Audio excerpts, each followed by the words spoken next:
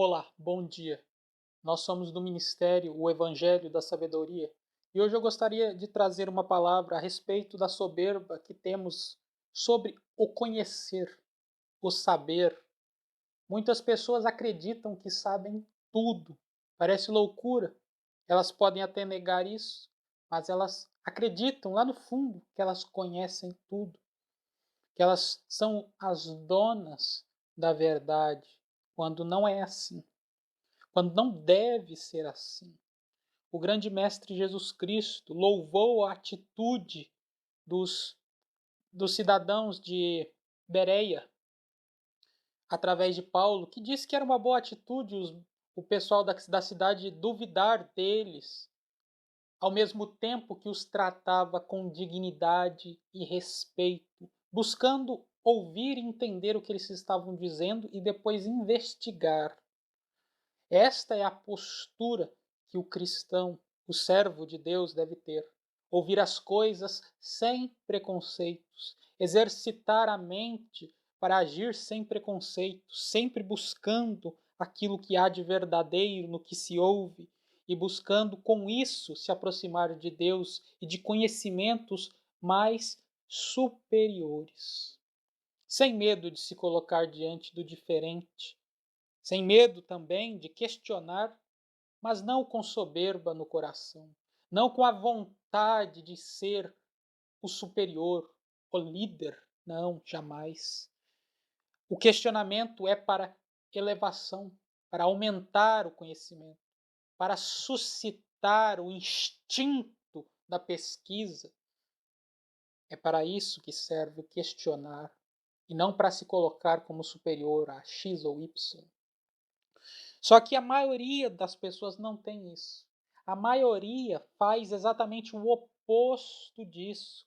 Se enchem de ódio no coração e dizem que em si próprios possuem o conhecimento, eles possuem os juízos absolutos. Parece que eles afirmam ser o próprio Deus, o que é algo totalmente ilusório, uma alucinação da mente. Será que você não está agindo assim quando se coloca diante de uma situação estranha ao que você está acostumado?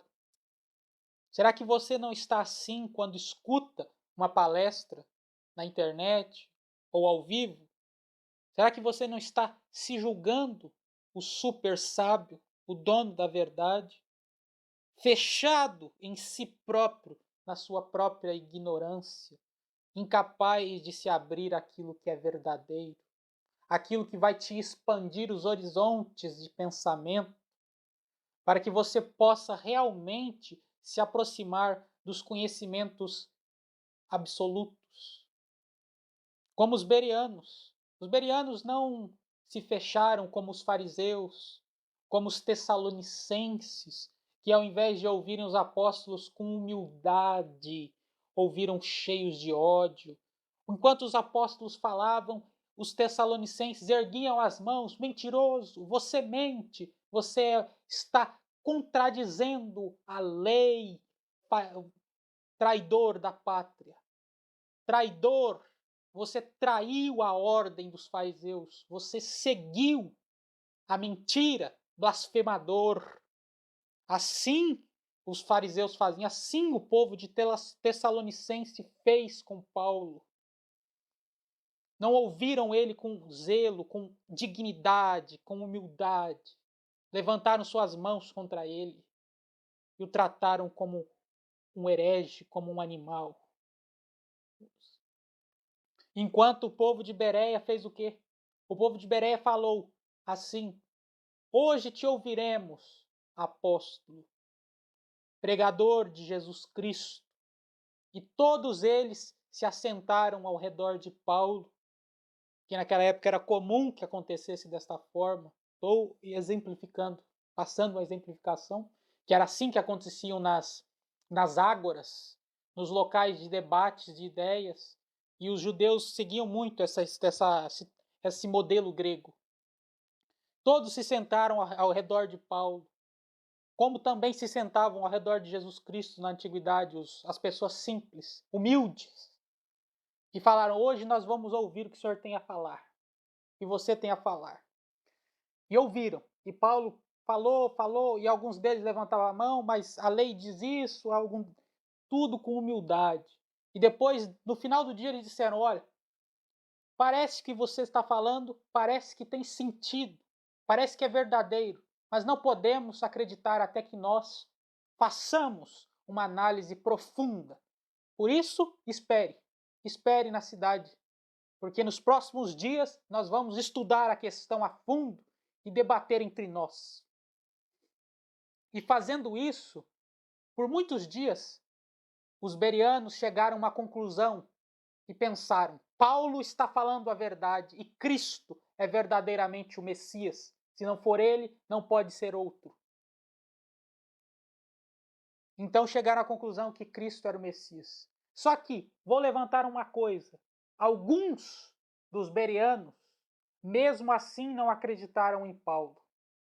Porém, eles tiveram atitudes louváveis, porque eles trataram Paulo com dignidade. E essa dignidade foi o ato de tratar Paulo com respeito. E todos nós devemos criar isso em nós. Todos nós devemos buscar isso, porque através dessas atitudes nobres, dessa verdadeira atitude de quem ama o conhecimento, de quem não se sente o dono da verdade, mas que está aberto a ouvir, a meditar, a compreender, a estudar, que não levanta as mãos como os tessalonicenses para acusar antes de analisar, antes de entender profundamente.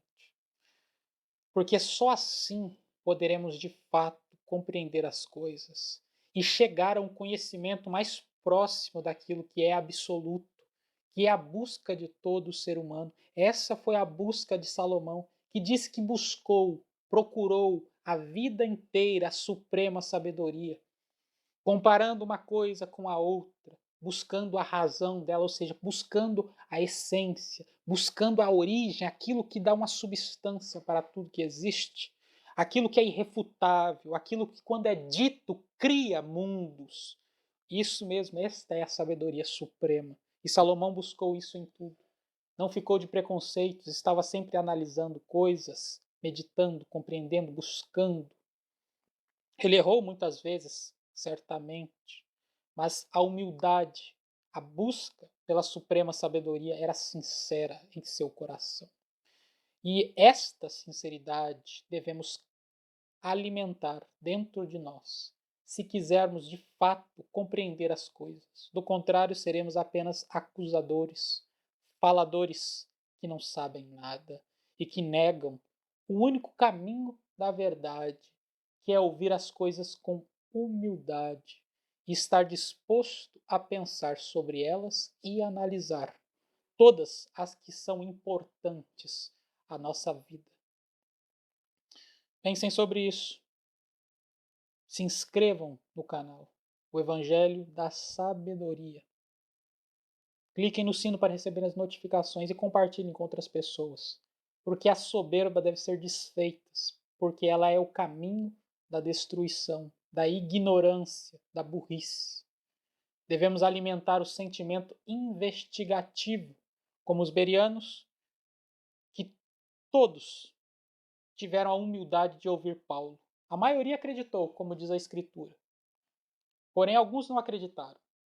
Mas mesmo assim o trataram com dignidade. Porque se não fosse, não teriam ouvido ele sem criar contendas, brigas, sem criar impedimentos, que foi o que aconteceu em Tessalonicenses.